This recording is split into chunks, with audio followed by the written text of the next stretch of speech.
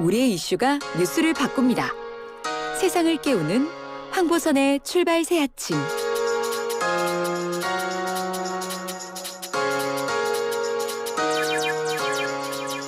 네, 조 바이든 당선자가 현지 시각으로는 20일 정오, 우리 시각으로는 오늘 새벽 2시에 제46대 미국 대통령에 취임했습니다. 대선에서 승리하고도 트럼프 대통령의 불복 싸움으로 2달 반 동안 대혼란을 겪은 끝에 백악관에 입성하는 건데요. 자세한 얘기 나눠봅니다. 박원곤 한동대 국제제각과 교수 스튜디오에 나왔습니다. 코로나 방역 때문에 나와 계시지만 별도의 스튜디오로 좀 떨어져서 좀 얘기를 나누겠습니다. 얼굴은 좀 보입니다. 안녕하십니까? 네, 안녕하세요. 네, 자, 박 교수님 먼저 취임식이 이제 우리 시각으로는 이제 정확히 우리 새벽 2시에 종이 울리면서 이제 취임식 끝나고 정식으로 이제 대통령이 된 거죠, 바이든이. 예. 그렇죠. 어떻게 지켜보셨습니까, 새벽? 뭐 이전과는 취임식. 굉장히 다른 모습들이 여러 측면에서 연출됐다라고 생각을 하는데요. 예. 대통령 취임식, 미국 대통령 취임식은 일종의 축제입니다. 그렇기 네. 때문에 많은 사람들이 운집해서 대통령의 취임을 축하하고 또 앞으로 4년간 새로운 행정부가 잘하기를 기원하는 그런 마음들이 있었는데, 예. 뭐 자료 화면들을 이제 많이 보시긴 하겠지만 썰렁하죠. 예. 그리고 예. 보통 이 내셔널 몰이라고 해갖고 국회의사당부터 링컨 기념관까지를 군중들이 꽉 채웁니다. 예. 취임식을 지켜보고요. 예. 그리고 나중에 이제 대통령이 쭉 걸어가면서 또 군중들을 만나고 그러는 그 장면들이 있는데, 예. 이번에는 다 생략됐죠. 예. 그래서 철저하게 뭐 방역을 한다라는 이유도 있었고, 또 하나는 1월 6일 날 그 의사당 난입 사건이 있지 않았습니까? 예. 그래서 예. 철저한 경비가 이루어져 갖고 주 방위군 2만 5천 명이 사실상 워싱턴 DC를 봉쇄했고, 예. 모든 다리들도 못 건너가게 했고, 그러니까 그런 면에서는 이전에 전혀 보지 못했던 또 새로운 그런 취임식이었고요. 예. 하나만 덧붙이면 트럼프 대통령 전임이죠. 예. 안 나타났습니다. 예, 그것도 결국. 152년 만에 네. 처음 있는 그런 상황이었죠. 예. 자, 저 취임식에 앞서서 이제 바이든이 그 여야 지도부와 함께 미사 참석했죠. 가톨릭 신자니까요. 그렇죠. 단한 메시지를 보냈습니다. 예. 하나가 된 미국. 이거 맞죠? 예, 그렇습니다. 뭐 그 통합의 메시지 측면에서 워낙 지난 4년간 트럼프 그 행정부 때 양극화된 미국의 정치의 모습들을 보이지 않았습니까? 예. 그래서 이번에는 취임식 직전에 미사를 드리는 그런 거기에 이제 민주공화당 양당의 상하원 원내대표들이 같이 와서 네. 하는 모습들을 보였고요. 네. 그 외 취임식이 끝나고 나서도 미국이 전통적으로 미 의회에서 예. 대통령에게 주는 선물이 있습니다. 그 일종의 그런 전통인데, 거기도 공화당, 민주당 양원 그 대표들이 다 나와서 축하하면서 선물을 네. 건네는 장면들을 그런 것 연출이 됐죠. 예. 자, 취임사. 이제 뭐 간단히 뭐 비전과 국정 운영 구상 담은 취임사. 그 중에 어떤 내용을 좀 인상적으로 보셨습니까? 글쎄 뭐 취임사를 이전 대통령 취임사도 제가 뭐 좀 네. 봤습니다만 네. 이번 취임사는 매우 특색이 있었습니다. 어떤 네. 면에서 특색이 있었냐면은 예. 전체 내용의 거의 98% 이상이 통합의 메시지, 예. 미국 국내 문제. 근데 그 중에도 대부분 통합의 메시지였고요. 예. 보통 미국의 대통령 새 행정부가 시작이 되면 세계에 대한 그런 메시지도 있습니다. 왜냐하면 미국이 세계를 주도하는 국가이기 때문에 앞으로 이 대외 정책을 이렇게 하겠다라는 내용도 예. 적지 않은 비중으로 들어가는데요. 이번에는 딱 한 문단만 있었고 예. 처음부터 끝까지 미국의 통합의 문제를 얘기를 했죠. 예. 뭐 그것도 충분히 예상이 됐고 이해가 되는 상황입니다. 말씀드린 것처럼 지난 4년간 워낙 정치 양극화가 심해졌고 예. 또 흑인 그 인종 차별에 대한 문제도 매우 심각해졌지 않습니까? 네네. 결정적으로 1월 6일 의사당 난입 사건까지 발생을 했기 때문에 예. 바이든 대통령의 가장 중요한 임무는 이 흩어진 이렇게 양극화된 미국을 통합하는 것이죠. 네네. 대통령에 당선되기 전에 그 전체 대선 기간도 그랬고 당선인 신분 때도 바이든 대통령이 끊임없이 한 얘기가 자기는 민주당의 대통령도 공화당의 대통령도 아닌 예. 미국의 대통령이 되겠다라는 그런 얘기를 했거든요. 예. 이번 취임사에도 그 메시지가 거의 다 차지할 만큼 네네. 강력한 그런 통합을 필요성을 강조했습니다. 예. 자, 또 뭐 아까 말씀하신 것처럼 이게 취임식 하게 되면은 또 뭐 취임식 끝나고 나서 또 뭐 오찬도 있고 뭐 백악관까지 오던 퍼레이드도 있고 여러 가지 행사가 있는 건데 다 취소가 돼 버렸고 이제 많이 썰렁하지 않습니까? 예, 예. 그렇죠. 이제 미국 내 이제 국민들은 이렇게 좀 많이 바뀐 부분을 어떻게 바라보고 있을까요? 어느 정도 받아들일 수밖에 없는 상황이다. 예. 뭐 미국뿐만 아니라 이 코로나19의 상황이 다들 엄중하니까요. 특히 예, 예. 미국은 41만 명이 사망을 했고 여전히 역대 최고의 세계 최고의 확진자가 지금 있는 그런 상황이기 때문에 예. 이거 자체에 어려움이 있었고요. 아쉬움을 달래는 측면에서 아마 우리는 오전 시간이 되겠지만 미국엔 저녁 시간에 예. 한 90분 정도 그 유명한 배우 탐 행스가 진행하는 예. 그런 축하 공연이 있긴 있습니다. 예, 물론 예. 그 방송으로만 나가는 거긴 하죠. 네네 그러니까요. 자 아까 말씀하신 것처럼 또 예상한 대로 트럼프 대통령 취임식 참석하지 않았습니다. 그리고 따로 고별 연설을 그런데 했어요. 그렇죠? 예, 이제 그렇습니다. 뭐 예. 어떤 내용으로 어떤 얘기를 했습니까? 한 20분 정도 연설을 해서 예. 보냈는데요. 일단은 새 정부의 성공을 기원한다라는 얘기를 하긴 했습니다. 네. 근데 물론 거기에 그 대선 불복을 포함한 그 얘기들은 전혀 뭐 들어가지는 않았고요. 특히 네네네. 이 바이든 대통령 당선인에 대한 이름도 거명하지는 않았습니다. 네. 그러면서 역시 뭐 트럼프 전 대통령이죠. 네. 특징 중에 하나인 자화자찬이 계속 있었고요. 뭐 예. 위대한 경제를 건설했다. 자기는 전쟁을 하지 않은 유일한 미국 대통령이다. 뭐 예. 그렇게 얘기를 하면서 또 의미심장한 말을 하나 붙였는데요. 예. 새 정부의 권력을 넘겨주지만 우리가 시작한 운동은 이제 시작에 불과하다. 시작한 운동은 시작이 예. 무슨 뭐 운동을 트럼프 전 말하는 대통령이 했던 그 예, 예. 운동이라는 것이 예. 워싱턴의 기득권층을 네. 몰아내고 이제 흔히 말하는 트럼피즘 이게 대중 영합주의에 가까운 그런 것이죠. 예.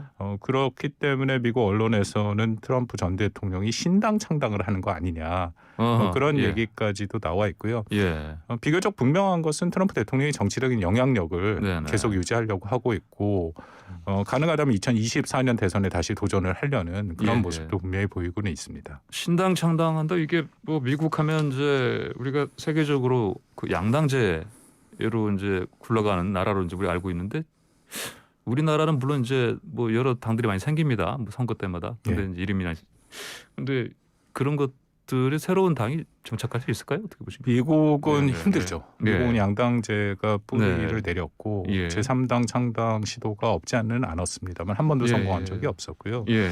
그럼에도 트럼프 대통령이면 좀 다르다라고 볼 수 있는 게 예. 지난 대선에 7,400만 표를 받았습니다. 이것은 예. 역대 가장 많은 표를 받고 낙선한 거고요. 네. 가장 최근에 지난주에 CNN의 여론조사를 보니까 예. 여전히 3분의 2, 그 트럼프 대통령한테 투표한 3분의 2, 그러면 6천만 명이 넘는 숫자인데요. 예. 그 숫자는 그 바이든 대통령의 정통성을 인정하지 않는다라는 얘기를 예. 하고 있거든요. 예. 그렇다면 트럼프 대통령의 지지층이 여전히 견고하게 남아 있다라고 볼 수도 있죠. 예. 자 이제 전 펜스 부통령이죠. 그 트럼프 환송 행사에 또 안 갔습니다. 예. 또 그렇다고 해서 뭐 바이든 취임식에 또 간 것도 아니고 왜 이렇게 했습니까? 예. 뭐 좀 복잡한데요. 예. 펜스 전 부통령 같은 경우에는 트럼프 대통령의 가장 강력한 조력자 중에 하나였죠. 예. 지난 4년 내내 트럼프 대통령을 지원을 했고 그러다가 이번 탄핵 국면 바로 직전에 이 선거 미국 대선의 그 개표 후에 양하원에서 이루어지는 예. 개표 최종 확인 작업이 있습니다. 미국 부통령이 상원의 의장을 겸임을 하기 때문에 트럼프 예. 대통령은 펜스 부통령이 이 그 최종적으로 확인하는 것에 대해서 거부권을 좀 행사하기를 네. 그걸 통해서 대선 결과를 뒤집기를 원하는데 예. 한 번도 여지껏 부통령이 그런 실질적인 권한을 행사한 적은 없었거든요. 예. 그러니까 펜스 부통령이 이것을 거부하니까 그 다음부터 좀 관계가 안 좋아졌죠. 네네. 그러다가 또 뭐 마지막에는 좀 화해를 했다라는 얘기는 있지만 네. 그 뭐 트럼프 전 대통령의 마지막 그 자신 스스로가 그 선택한 네. 그런 퇴임식이라고들 미국 언론에서 얘기를 하는데 거기는 예. 참여하지 않은 걸로 알려져 있습니다. 예, 그렇군요. 자, 새 정부의 국방장관 지명자가 한국과 방미 협상을 조개 타결하겠다. 이런 얘기 했지 않습니까? 이건 뭐 희소식으로 봐야 되겠죠? 그렇습니다. 그 로이 오스틴 국방장관이 예. 국방장관 지명자가요? 지명자가 그 청문회에서 얘기를 했는데요. 예. 이것은 바이든 대통령도 전에 얘기를 했습니다. 예. 그 대선 기간 중에 한국 모 언론에 보낸 그 직접 글을 써서 예. 한국을 더 이상 착취하지 않겠다라는 착취. 표현을 썼거든요. 예. 트럼프 대통령이 워낙 우리가 상상할 수 없는 액수를 요구했고 네. 500%로 했다가 지금 50%로 줄였다라고 예, 얘기하는데 예. 50%도 뭐 이전에 없었던 것이고요. 예. 그렇다면 전반적인 그 방위 분담 협상은 앞으로 좀 잘 풀릴 가능성은 있다. 근데 그럼에도 우리 입장에서는 예. 그렇다고 너무 호락호락하지는 않을 겁니다. 예. 왜냐하면 민주당이 오히려 그 동맹국의 비용 분담에 대해서 굉장히 민감해 온 것은 사실이거든요. 예. 그래서 우리가 원하는 것처럼 무조건 들어주진 않다. 물론 뭐 트럼프 대통령 같이 그 상식에서 벗어나지는 않겠지만 네. 이거 자체 협상은 진행이 될 가능성이 있다라고 생각을 합니다. 그 국무부 장관 지명자죠 토니 블링컨이 이제 여러 얘기를 했는데 네. 이제 그 트럼프의 뭐 여러 가지 그간 펼쳐온 정책에 대해서 당연히 뭐 청산해야 되겠다 이렇게 얘기를 했지만 그 대중 강경책은 뭐 이것만은 옳다 이렇게 얘기하지 않았습니까? 예, 그렇습니다. 그 트럼프의 정책에 대해서 이 바이든 새 행정부 사람들이 굉장히 비판적인 시각을 갖고 있는 것은 사실이죠. 자국 우선주의, 일방주의, 고립주의를 통해서 사실상 미국의 지도력을 망가뜨렸다라는 게 예. 일반적인 평가인데 말씀하신 토니 블링컨 국방장관 후보자 같은 경우에는 청문회에서 트럼프의 강경책이 옳았다. 네. 더불어서 중국으로 하여금 코로나 책임도 물어야 된다라고 아주 명백하게 밝혔습니다. 그렇기 때문에 뭐 충분히 많이 예상을 했습니다만 이 바이든 새 행정부의 중국 정책도 대중 정책도 네. 강경 정책으로 갈 것이다. 그래서 아주 비교적 분명하게 지금 네. 밝히고 있는 것이죠. 지금 이제 미국의 새 정부 출범에 맞춰서 문재인 대통령이 지금 그 외교 라인 지금 이제 교체했습니다. 정비했는데 이제 3년간 청와대 국가안보실장 지냈고요. 이제 북미 협상 사실 판을 짰다시피 했던 예. 정용 이제 대통령 외교안보 특별보좌관을 이제 외교장관에 내정하지 않았습니까? 이건 어떤 사인으로 봐야 됩니까? 문재인 대통령이 신년사와 신년 기자회견에도 아주 명확하게 밝혔는데요. 남은 임기 동안에 남북 관계, 한반도 평화 프로세스를 재가동하는 것에 방점을 찍겠다라는 의지를 아주 분명히 밝혔죠. 예. 그렇다면은 그것을 끌어갈 가장 적임자는 정의용 저는 외교부 장관 내정자라고 생각을 합니다. 왜냐하면 2018년으로 시작된 한반도 평화 프로세스에서 실질적인 역할을 했었죠. 예. 김정은 그 총비서로 이제 불러야 될 것 같은데 김정은 총비서 직접 가서 만났고 또 당시 트럼프 대통령도 만났고 그래서 이 모든 과정의 가장 핵심 비하인드 스토리들을 다 아는 사람이다. 뭐 우리 정부 입장에서는 분명하게 지금 바이든 새 행정부와의 대북 정책 접근 방법의 차이가 분명히 있습니다. 그 차이를 줄이는 그런 노력을 해야 되고요. 줄이기 위한 노력을 하는 가장 적임자가 그렇기 때문에 정의용 외교부 장관 후보자다라고 생각을 하는 거죠. 직접 가서 카운터파이트인 토니 블링컨 국무장관 그 내정자와 함께 얘기를 하면서 지난 뭐 한 2, 3년간의 자신의 경험을 얘기하면서 이렇게 했다라는 것을 전달해 줄 수가 있거든요. 이게 중요하다고 보는 게 트럼프의 전 행정부가 인수인계가 잘 안 됐다라는 얘기가 많이 있거든요. 그렇다면 폼페이오 전 국무장관이 제대로 이 모든 상황들을 전달 안 했을 가능성이 있기 때문에 그런 면에서는 정의용 외교부 장관이 역할을 할 수 있다라고 생각을 합니다. 물론 이건 이제 이분이 미국 통화도 알려져 있고도 하고 하지만 또 우려도 있긴 합니다. 그렇죠? 예, 그렇습니다.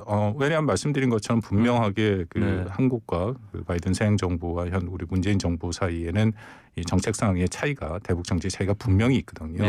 그렇기 때문에 정책 검토를 바이든 새 행정부가 하고 있는데 그 정책 검토의 방향도 사실은 뭐 우리가 대부분 알고 있습니다. 그 차이는 우리 정부는 어떻게든지 종전선언이죠. 그 일종의 마중물로 써서 북한의 비핵화 협상으로 끌어들이겠다. 반면에 바이든 새 행정부의 토니 블링컨, 제이크 설리반 같은 사람은 북한을 쥐어짠다라는 표현을 쓰거든요. 그것은 경제 제재를 통해서 비핵화 협상으로 끌어내야 된다. 이게 분명한 차이가 보이거든요. 그러니까 이런 것들을 잘 알고 우리가 접근을 하는 것은 매우 중요하다고 생각합니다. 알겠습니다. 박 교수님 오늘 말씀 여기까지 듣겠습니다. 감사합니다. 네, 감사합니다. 네, 지금까지 박원권 한동대 국제지각과 교수였습니다.